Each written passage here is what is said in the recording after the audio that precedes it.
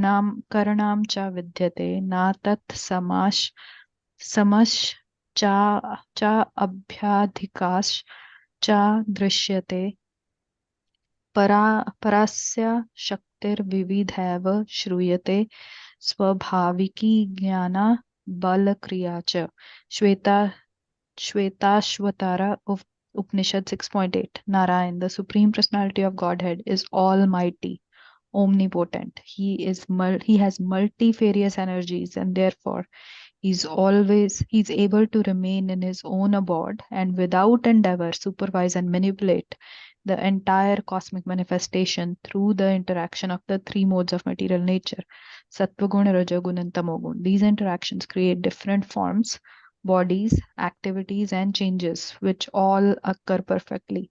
Because the Lord is perfect, everything works as if He were directly supervising and taking part in it. Atheistic men, however, being covered by the three modes of material nature, cannot see Narayan to be the supreme cause behind all activities. As Krishna says in Bhagavad Gita 7.13, Tribhir gunmair bhaver ibhi sarvam idam jagat mohitam na mohitam nabhijanati mam ebhya param avyayam. Deluded by the three deluded by the three modes, the whole world does not know me, who am above the modes and inexhaustible. Because unintelligent agnostics are mohita, illusioned by the three modes of material nature, they cannot understand that Narayan or Krishna is the supreme cause of all activities, as stated in Brahma Samhita 5.1. Ishvara Parama Krishna Satchitananda Vigraha Anadir Adir Govinda Sarvakaran Karanam. Krishna, who is known as Govinda, is the supreme controller. He has eternal, blissful spiritual body. He is the origin of all. He has no other origin, for he is the prime cause of all causes. Thank you, Prabhuji. Hare Krishna. Hare Krishna, thank you very much. The supreme cause of all causes, Narayana, is situated in his own abode in the spiritual world, but nevertheless he controls the entire cosmic manifestation according to the three modes of material nature. Sattva guna, Rajoguna, and Tamoguna. In this way, all the living entities are awarded different qualities, different names, different duties according to Varnashram institution, and different forms. Thus, Narayana is the cause of entire cosmic manifestation. So, this is the continuation of yesterday's discussion only. As Srila Prabhupada is explaining here, that Narayana, the Supreme Personality of Godhead, is almighty, omnipotent. So, you see, in the Bhagavad Gita also, the first 6 chapters are talking about the process of yoga. And in the middle 6 chapters also, the chapter 8, 9, and 10, Krishna is explaining about his manifestations. 11th chapter is all about cosmic manifestation itself. So if you see Bhagavad Gita, Krishna is not really describing himself in so much detail. Only in the 12th chapter, devotional service, and in the 15th chapter, Krishna is explaining a little bit about bhakti. But other than that, Krishna is mainly talking about his energies, his what you can say, his opulences. Now, the point is not that Krishna is trying to boast in Bhagavad Gita, or that the devotees are simply, what we can say, just being sycophants of Krishna. It is not like that. So, here also in this verse, if you see, for example, the Yamadutas are arguing precisely on the basis of Bhagavad Gita. They are first talking about the grandeur of Lord. So, we are not talking about Narayana or Krishna or Vishnu as some ordinary personality. So this is also like sometimes a bit of a confusion between devotees also, who think that one form of Lord is superior to the other, implying that another form is inferior to some form of the Lord. So it is not like that. The Lord is omnipotent, omniscient. He is almighty.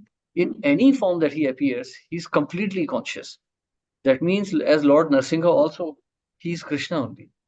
As Lord Narayana also, he is Krishna only. He is choosing not to exhibit his other opulences. Otherwise, he is the very same personality of Godhead. So if he's almighty, omniscient, omnipotent, how can he make mistakes in his judgment? So the entire cosmic manifestation, which is a part and parcel of the Supreme, is also functioning according to his understanding, according to his will only. Maya jakshena prakriti suyate sacharacharam. The whole material nature is acting under his instruction, and he doesn't have to work for it. So as we were discussing yesterday also, the argument given by the Yamadutas, that the Lord is not manufacturing these rules and regulations according to his whims. This is the natural order of life. The living entity who is, however, engaged within Maya, who is engaged within false ego, such a living entity has to obey the rules of the Lord to get out of it and be in his natural position. Actually, the living entity is unnatural. In a material body, the living entity is leading an unnatural life. The laws given by the Lord are meant to take us back to natural life. So therefore, the Narayan, the Vishnu, the servants of Yamaduta, the Yamadutas, the servants of Lord Yama, they are describing the natural order first. So they are describing the Supreme Lord as the Supreme Omniscient, who is the master of this natural order, who is the very manifestation of this natural order. So therefore, any rule given by Lord cannot be defective. Hare Krishna. Yes, any questions or comments here? Yes,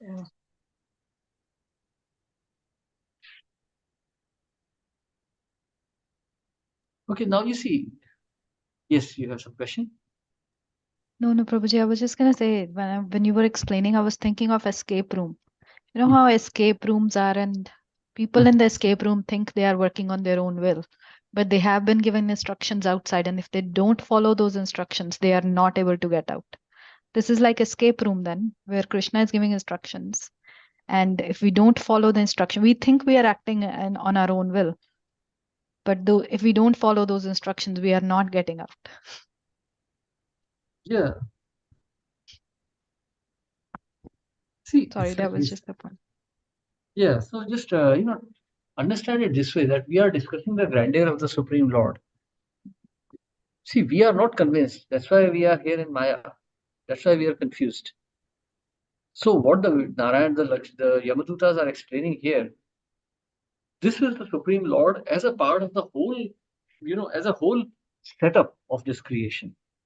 So we have to understand from that perspective. So actually, you see, if we don't feel enthusiasm while hearing these glories of the Lord, we should understand that we really have no bhakti. There are only two kinds of people who do not relish these descriptions. One is those who are absolutely pure devotees. Those who are like in Gopi Bhav, those who are in Raj Bhav, because they don't want to hear of the grandeur of Lord. Because for them, Lord is their loving, is their loving relation. So they do not want to hear of his grandeur because that dims their love. And the other class of people who do not like to hear this are Sahajiyas, who just want to hear about juicy pastimes of Krishna, but do not really want to understand who Krishna is. So this is also another test, This is also another test of our advancement in devotional life. Do we really feel thrilled when we hear about the glories of our Supreme Lord? This is Krishna. This is his manifestation that we're talking of. The motor cars you see on the street, the buildings in which you live, the highways you see, all the so-called economy that you see. These are just tiny fragmental manifestations of Krishna. So this description is actually a very external description of Krishna. So if you hear about the grandeur of Lord, you should feel thrilled. Because right now you're not able to see Krishna. He's there, he's very much present, but we are not able to see him. So if we hear this and we don't feel any thrill at all in ourselves, then we must understand that we are still of atheistic nature. All our so-called understanding of Radha Bhav, Gopi Bhav is just an imagination. It's just a mental concoction. So in this way, you see, Bhagavatam is also a test of our devotion. Do we really feel excited when we hear Bhagavatam? Because this is all description of the Supreme Lord. This is Shabda Brahma.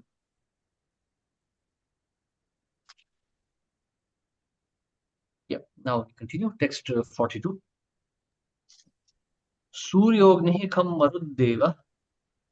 Suryagni kham marudheva. Soma sandhya hani disha. Soma sandhya hani disha. Kamko swayam dharmiti. Kamko swayam dharma Jete dayasya sakshina. Ete Dayyasya Sakshina. Dayasya Sakshina.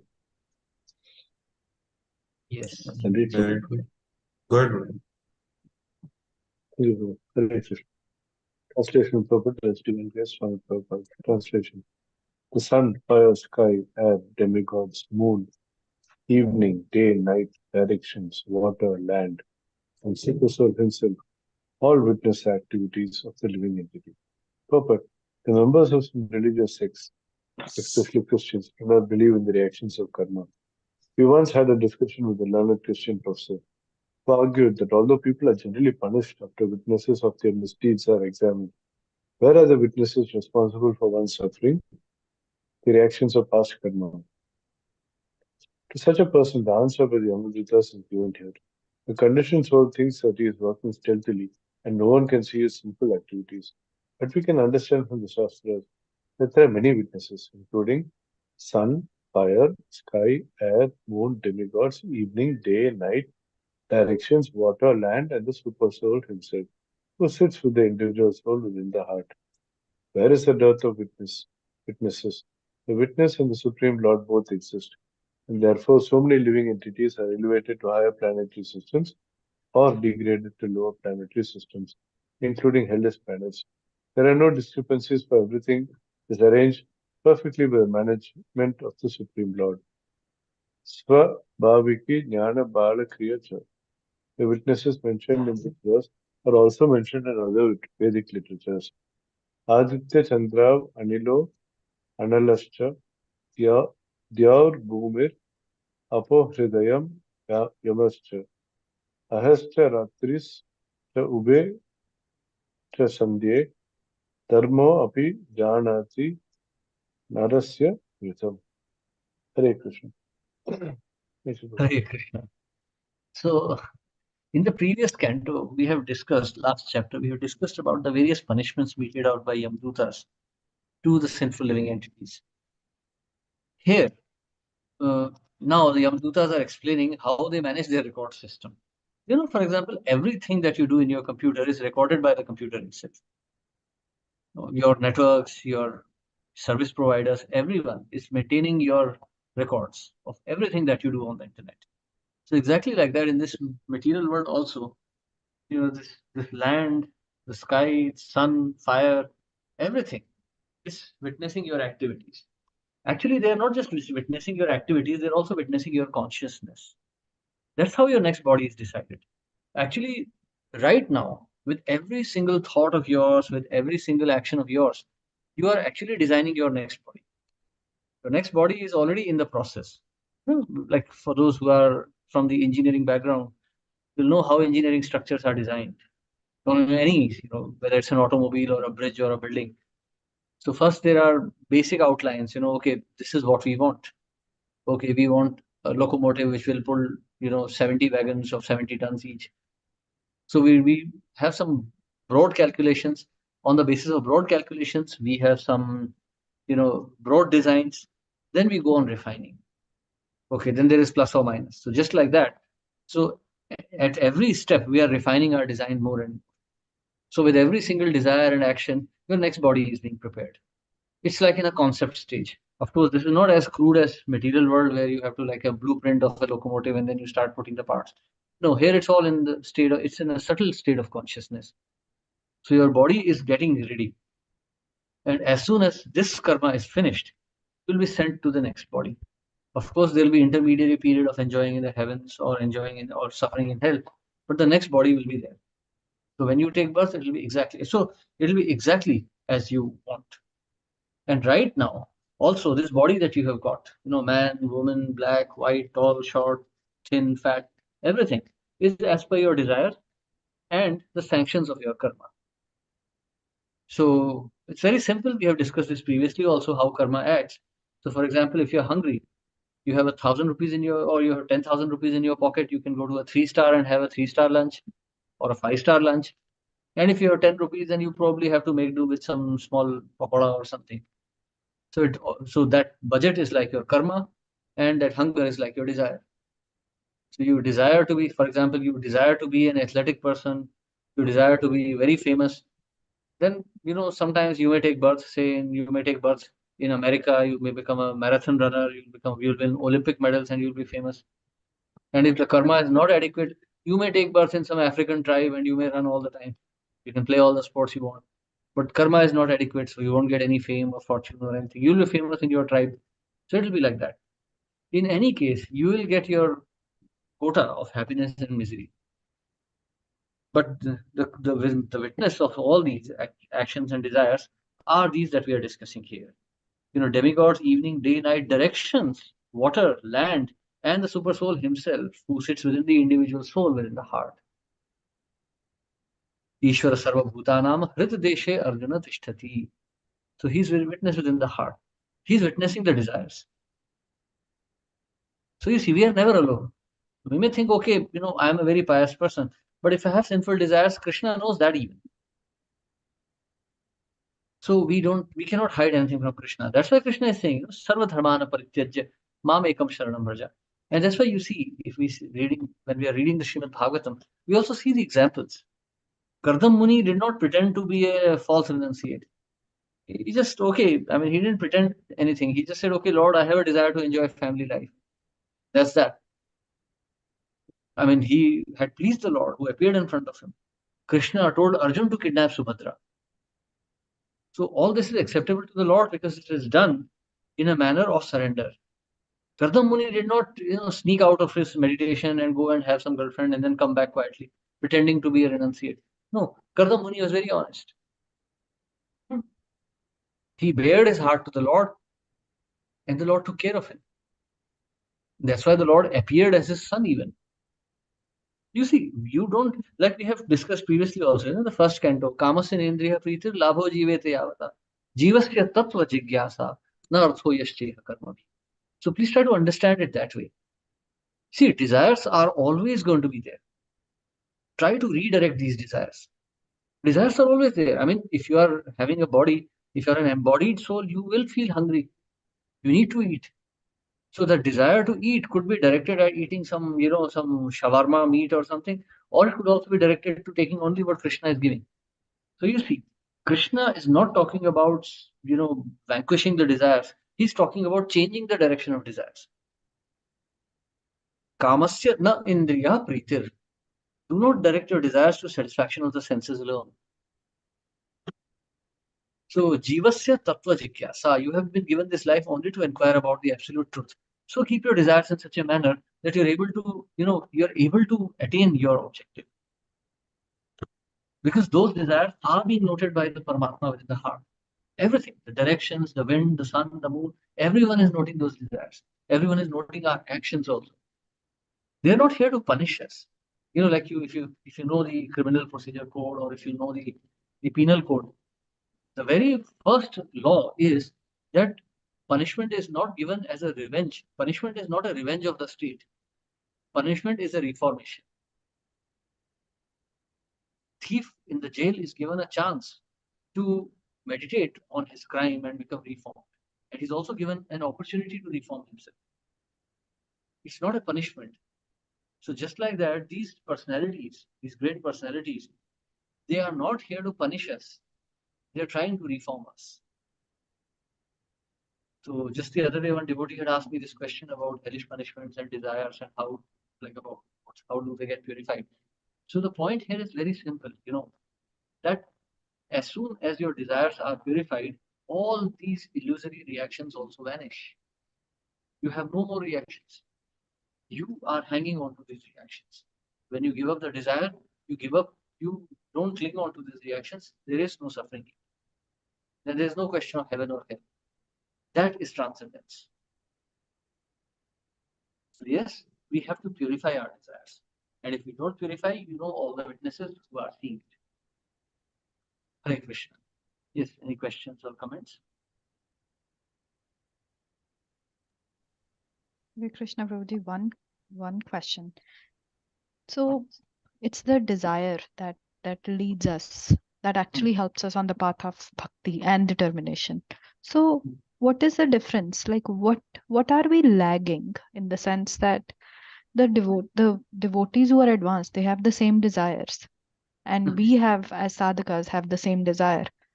Yet they can curb their desires in the right direction. But we, at times, we fail and we pass, we fail and we pass. It's back and forth, back and forth. So what are we lagging? There's something for sure, big time, that we are lagging. We are not pure. The sadhana is not there.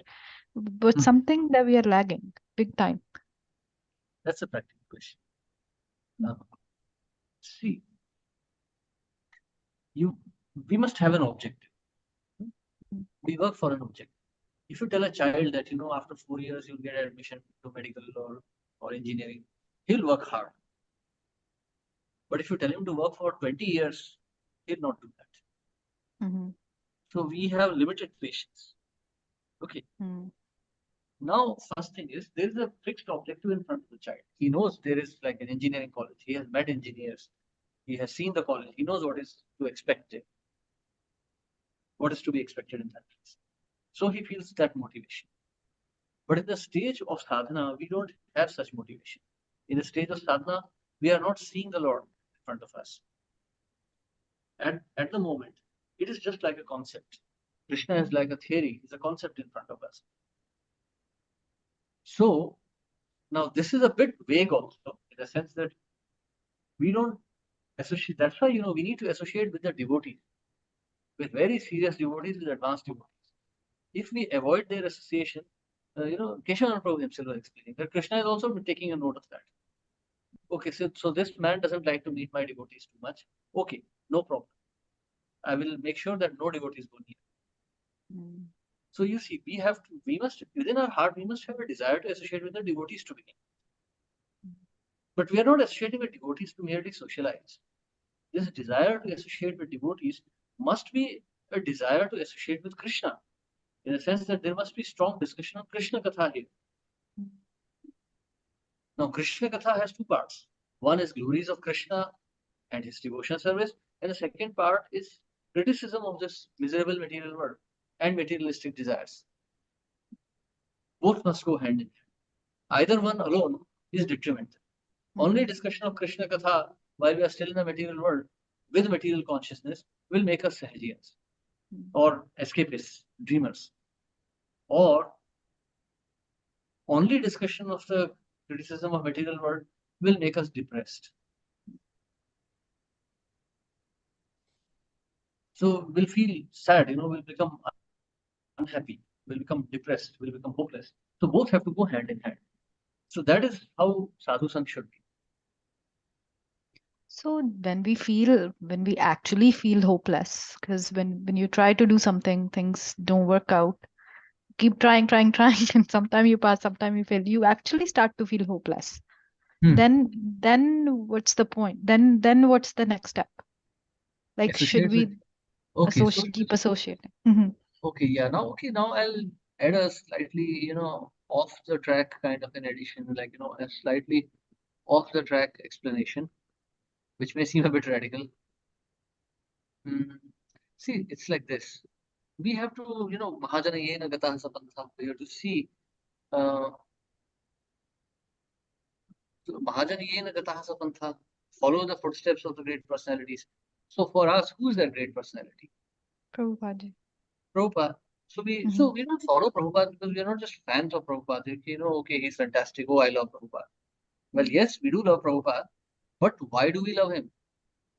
A man is known by his actions. Srila Prabhupada is certainly no man, he's a personality. So Srila Prabhupada is known by his actions. We know him as Srila Prabhupada because he is Srila Prabhupada. Sri Leela Prabhupada. He has literally manifested the spiritual world on earth. So, how did he do it? He engaged all his disciples in 24-hour devotional service. Book distribution, chanting, reading, preaching, cooking, everything. These activities went on continuously. The devotees in the times of Srila Prabhupada were actually on a mission. That mission was to serve Krishna. Srila Prabhupada was not like a boss there. Srila Prabhupada was a mentor. He was a guide. Nobody felt threatened by Srila Prabhupada. Nobody felt fearful of Srila Prabhupada. Srila Prabhupada was the center. He was the axis of that wheel which was turning. Srila Prabhupada was directing everything. Srila Prabhupada was, the central pillar of this mission. Everyone looked up to him. He was a commander-in-chief. And he was like Arjun, he was right at the forefront, taking all the blows himself. And he was guiding. But today we have, kind of gone into a stupor. Bhakti is a part-time exercise for us. Okay, 1 hour, 2 hours, okay, that's it. Hari Bol, thank you. Now back to my family. That's why we are losing hope. See, it's like it's like a scooter. If you remember, you must have seen those old Bajaj Chetaks and those हाँ Piaggios. जी हाँ जी जी जी You had to kick them, and it was a hard kick. It was not easy. Why was it so hard? Because you were kicking a heavy flywheel and you were kicking the gearbox. That hard kick would start the machine. So we are in such a situation. We are just, we are, what you can say, we are pussyfooting around this whole process. We have to kick hard. We have to get hard into bhakti. As my friend Shaman Prabhu used to say, he was my Shaman Prabhu. He would say, that you should, your sadhana should be so hard that tears come out of your eyes. So when we are actually exhausting ourselves in bhakti, that's the time when, when we are really grinding. That's the churning. That's the churning process. You can take a spoon and stir the milk slowly. Take a spoon and stir the yogurt all the time. And you can do it for 10 years and nothing will happen. But you have to churn it, when you do it fast, with force, hard enough. then butter comes out. When you're making roti also, that dough, you have to, especially like, because I love making bhatura. When you're making a bhatura, you have to really, you have to Knead really it well. knead the dough. Then the gluten comes out. If you gently keep on mixing, nothing will happen. So you see, bhakti means you have to really, like sandalwood. If you just keep rubbing it, nothing will happen. You have to really rub it. You have to really grind it. Then the oils come out, and then you can see that scented paste coming out of sandalwood. Sorry, अब एक और question पूछूं practically. How should we really grind it then? Like really grind का क्या मतलब हुआ? What do we mean by really grind it well? Other than just just stirring with the spoon. What's the Push difference the then? limits. Push the limits. I know many devotees. If there is some seva. Sorry, Prabhu, I go to bed at 8 o'clock. Sorry, I can't do this seva. Sorry, Prabhu, Saturday is my day with my husband, my wife, my child, / whatever you want to put. If you set boundaries like this, you're setting boundaries for Krishna. I mean, because in your mind, you're saying, sorry, Krishna, don't come on Saturday. It's the time I spent with my wife, my son, my child, whatever. No. But Prabhupada never said like that. Prabhupada was struggling all the time. Prabhupada was sometimes meeting even outright useless people. The devotees would arrange a meeting, Prabhupada would go there, and that person would turn out to be useless. But Prabhupada would encourage you, would say, no, it's all right. It's all right. You tried. The reason why, Prabhuji, I'm getting this question is, we are taking bhakti on a day-to-day basis. Like it's daily struggle. Some days you try to, some days it goes with mercy of Krishna goes very well. Some days it goes so it's day-to-day struggle. Because of this day-to-day struggle, there is a lack of that, the satisfaction, or it's actually, I don't know how should I put it's lack of that positive attitude then. And then you read Prabhupada ji saying, bhakti, when you're not happy or you're not showing any positive attitude, you're lacking something, you're doing something wrong. Then it makes you question, okay, where are we going wrong? So that's where these questions are, or these doubts are coming in my mind, that why it doesn't lead to a positive attitude or approach. I myself do not know, but those are some of the odd feelings that come to the mind. See, all these feelings are coming from our false ego. False ego is not like something. False ego is not just like a tiny thing. False ego is the very manifestation. It's the very core of our existence. What is false ego? If I ask you, who's your favorite Bollywood hero? You say, oh, so and so, Dilip Kumar, or whatever. That is a manifestation of your false ego. Yes. If I ask an American, he'll say, oh, Cary Grant, or he'll say, some Gregory Peck. Well, that's because he's an American. Mm. You are saying this because you are an Indian. Mm. But what is American? What is Indian? That's false ego. Mm. I'm not going to take the name of some African movie star and say, okay, I like that person. No, Mm. because my ego does not identify with that. Mm. In reality, they are all insignificant. They all are equal. Some darshina, they are same kind. Mm. So this false ego is generating all our thoughts and desires and likes and dislikes. Mm. So when we are exerting ourselves in Krishna consciousness, we are stepping out of this false ego. Mm. We are like pushing ourselves out, like toothpaste comes out of the tube. Mm. So we are pushing ourselves out. Then all these considerations become minuscule. They become insignificant. It's tough. It's very tough. It's not easy. That's why brahmachari ashram. In brahmachari ashram, brahmacharis are trained to live austere lives. 24 hours stay out of this false ego. It's not a good policy to have single rooms for brahmacharis, separate rooms. No, unless brahmacharis are panditas who are writing scriptures, there is no need for a brahmachari to have a separate room. He will sit there and he'll start plotting. Okay, what do I do? Now I'll get a bigger room. Let me see that Mataji looks good. Should I leave or should I stay? Maybe I can stay and just flirt with her. Who cares? All this nonsense will come to the head because now he's with himself. Now he's with his own false ego. Yes. In the ashram, he's with others. He's with his witnesses. Yes. So that fire is burning. So devotee, as far as possible, should be in contact with other devotees. If not, then so that's why that's why we have Prabhupada's books. That way we'll be able to avoid the attacks of Maya.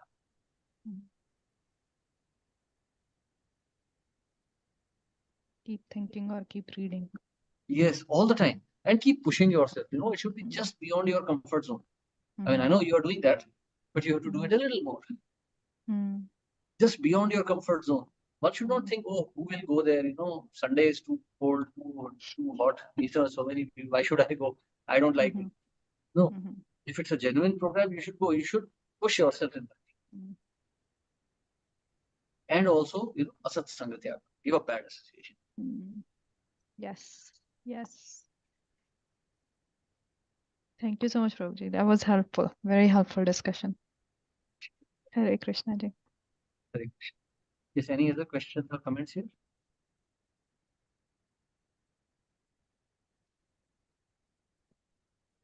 If we take just one last verse, there's no purport to it. We can just finish this and tomorrow we continue with this further discussion.